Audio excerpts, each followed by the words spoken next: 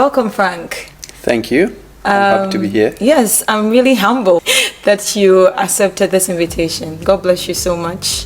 And I would like you to tell us about yourself, just something little about yourself so that everyone can get to know you. Okay, so my name is Frank Tiwa, and I'm Ghanaian, just as you are. Yeah. And I think I grew up in Ghana, up until university level. So when I finished my bachelor's degree, then I came here to do my master's and continued with my PhD. And now I am working at a university, doing research and also teaching as well. So I basically work in the field of computational linguistics. So you can think of artificial intelligence and language. That's what I do. I'm also very active in the church. I do preach from time to time. I'm also the one coordinating the groups in the church.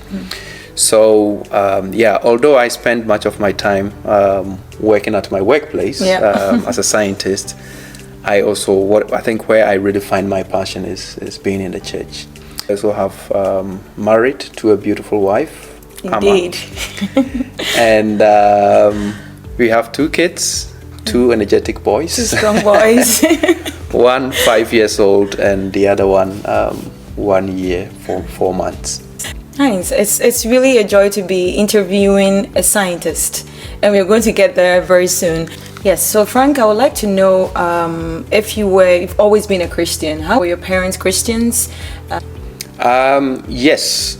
Both my parents are Christians, and they raised me up like that, which means that I went to church every Sunday, and I also prayed. I also learned to read my Bible. I learned to do all the good stuff that a Christian is supposed to do. So I was raised up in that tradition, the tradition of fearing God, the tradition of putting me on the path of getting to know God for myself, and that is something that I'm really grateful for, because it's a blessing to have that upbringing, to have parents who have faith in Christ and then raise you up also in that direction to a point where you can decide also for yourself. For yourself, yeah. I think with that it will take me to the next question, because I've been talking about this series on this channel with regards to who a Christian is and what it really looks like to be a Christian. So not just being the churchgoer, like being in the church building, but there's a character that comes along in being a Christian. So would you say during all those period you were a Christian? Yes. Well, I wouldn't say I was a Christian at the time. I mean, I was practicing Christianity. That is how I would say it.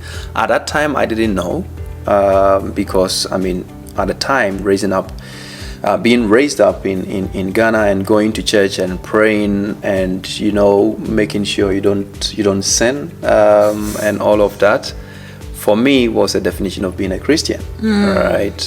Which are all good, but then at some point in my life I had to sort of make the decision also for myself, to personally make that decision to follow Christ. So when I look back, I would say that was the point where I feel like, knowing what I know now, I would say that was the point where I really started developing this personal relationship, this personal faith in Christ Jesus. Yeah, I would like to know the defining moment for you. But before you talk about that, you initially said something that you were a practicing Christian.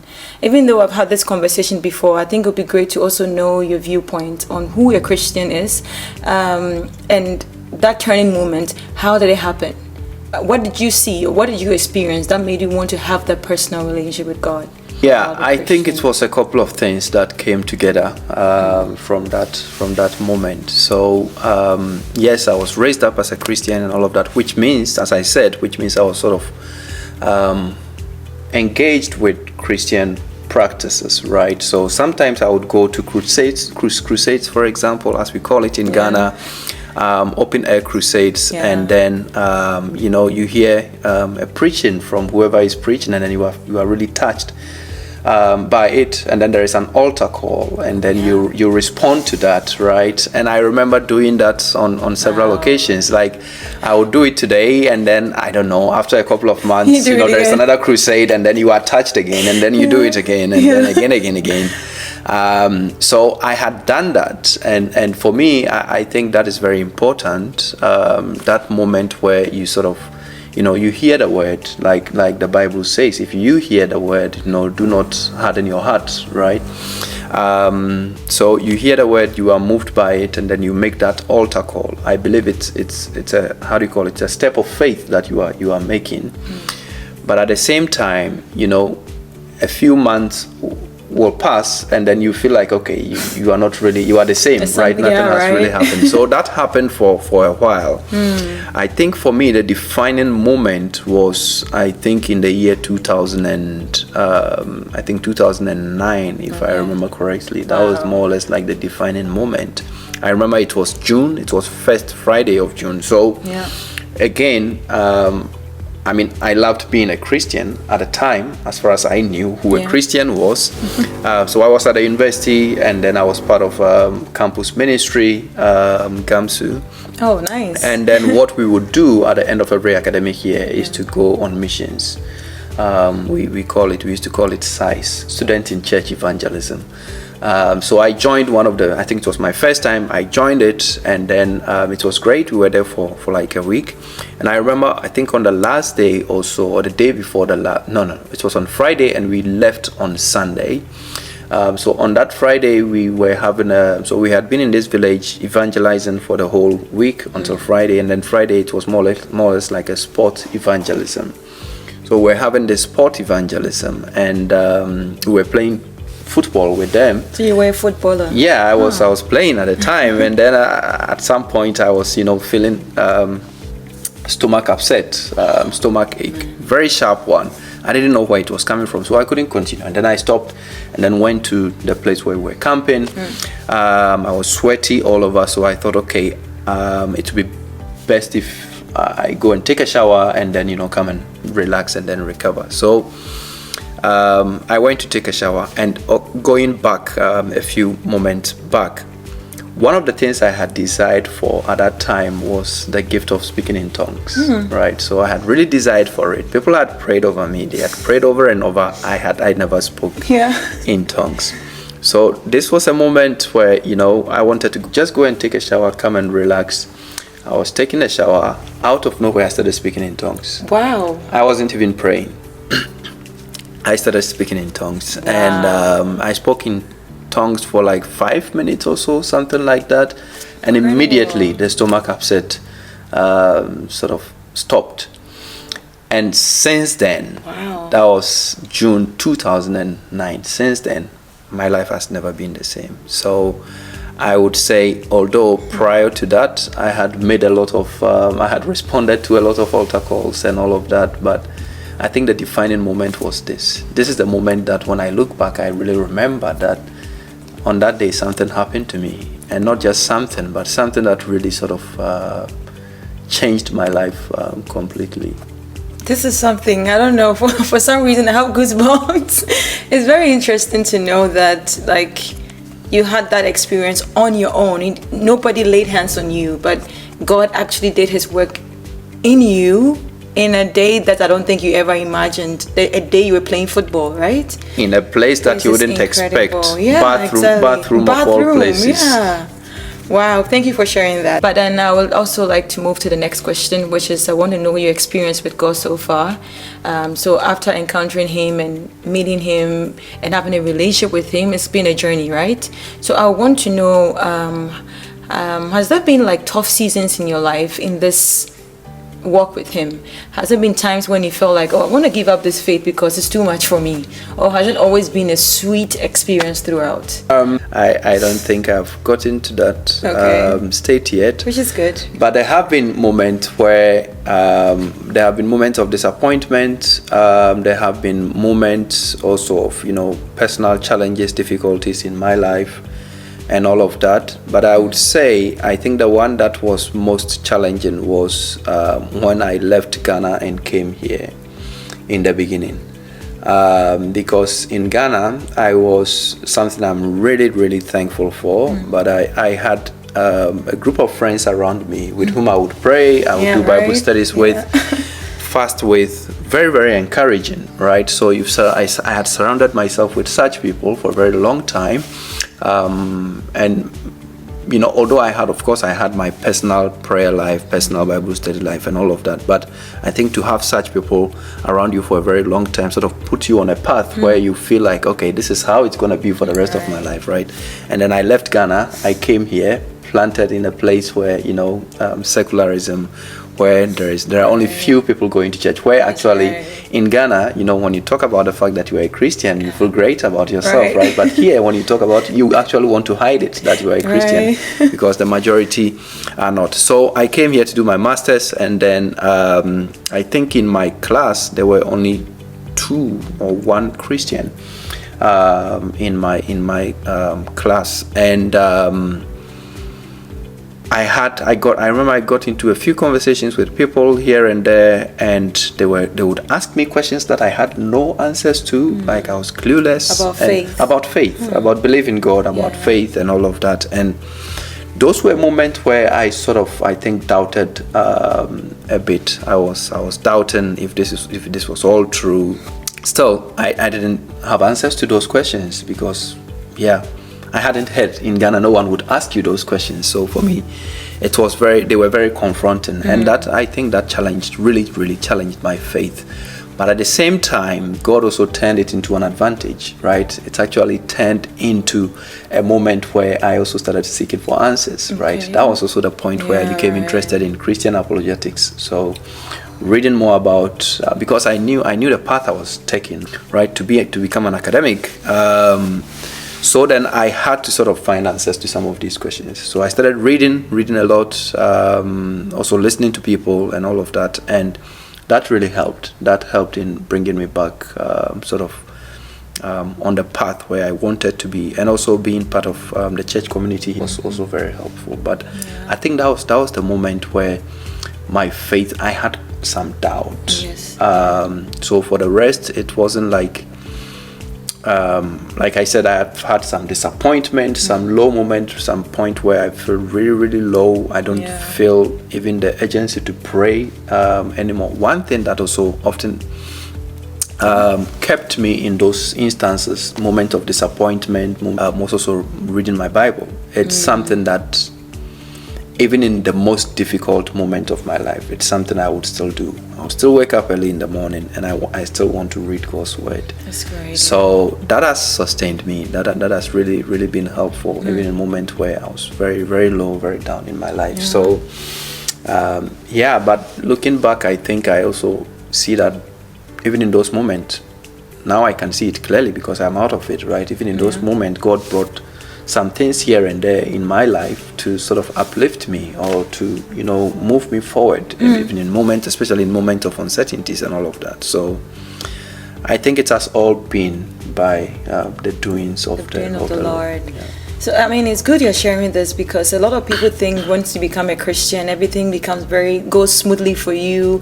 You don't experience pain. So when they experience pain, they're like, okay, where is God? And they get angry with God.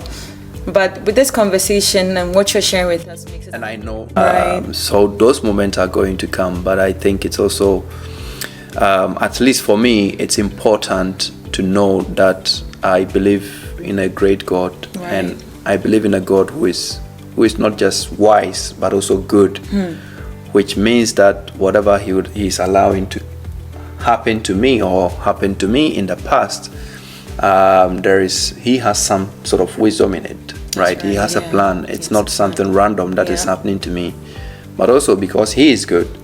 I know in the future when those challenges, even bigger challenges, come, he would also make things right. Exactly. So I think in those moments, what really helped me is to look back at what God has done in the past. Right. In the past, something happened. Right. He rescued me. In the future, something is going to happen again, and I have that sort of assurance that whatever may come on my way, right, in the end he's going to make something, like he would make all things work. Like Joseph said, you meant it for evil but God meant it for good. Right, yeah. So I do have that assurance there.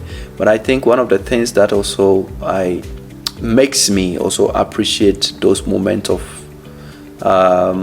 difficulty or low point in my life has to do with the fact it also forces me to sort of realize some of the little idols that I have in my heart, right? Because when it's not rousy, when it's very difficult and challenging, right, it makes you search deeper into your soul and see what is really happening. What are some of the things that you've put your hopes in? Maybe those are the things that have let you down. Maybe it's my academics. Maybe I put so much hope into my academics, and when things didn't go well, I feel let down. Maybe it's about my job. I put my identity sort of on doing so well in my job, and when it didn't go that way, then I went into that slump. Or maybe my health, right? So I think those have been moments where they have been moments of reflection for me. Like David asking God to search him, right? Search through my soul and find whatever is there. I think those moments forced me to search through my soul and see what is it that I have been sort of idolizing, in a very subconscious way. Yeah. So yeah, that's what I would say. Thank you so much. So usually it's like we put our faith in the things we do or in things. So this is like a full sermon. God bless you so much for sharing that. I've seen you're a scientist, as you already said, and I also see how actively you are involved in church. And not just that, I see that in your life, that you love God, you are faithful to him. And I don't know how you do that. Like, how are you a scientist and so have so much faith in God and so have so much love for God? How do you bring these two together? And how does it even look like? How do you look like in your workplace? Yeah, very good question. Also science and faith, right? Yeah. Because for a very long time, right, we try to sort of separate our faith from what we do, right? Especially if it's science, right? Because then the slogan that people often use is that science is anti-God, right? If you believe in science, you can't believe in God and all of that. But actually, for me, that's the motivation. I do what I do, and I am passionate about what I do, and I give my best to what I do because of my faith. So it is not in spite of my faith, but rather because of it. And here is the reason. If I do believe God made me who I am. God gave me the talent that I have. I love to teach students. I love to do research, and the talent to even teach is a talent that I recognize is from God.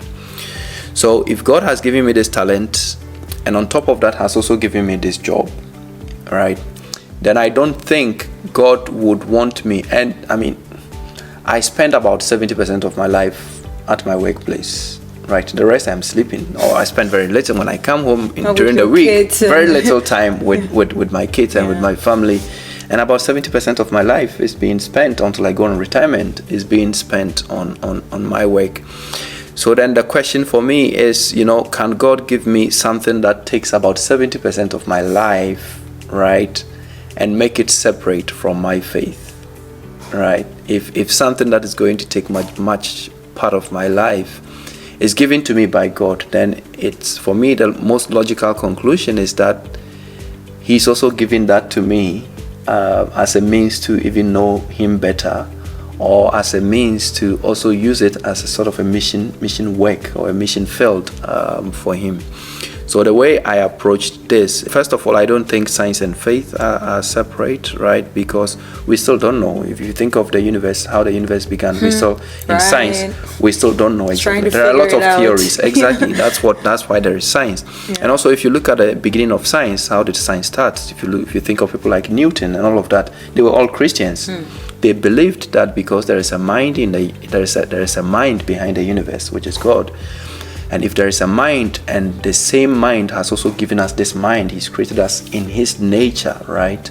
In his image, has given us this mind, then we can understand the universe. Right, yeah. Because then the creature has given us the ability to be able to understand the intelligence we see in the universe. That's right. So I think for me, that's where my motivation comes from. Yeah. And also on top of that, I think because I know God has given me my job, right, then it also means that I need to work the way I need to approach my work, and the way I need to interact with my colleagues, right, has to be the God kind of way, to love them and to serve them and to be there for them.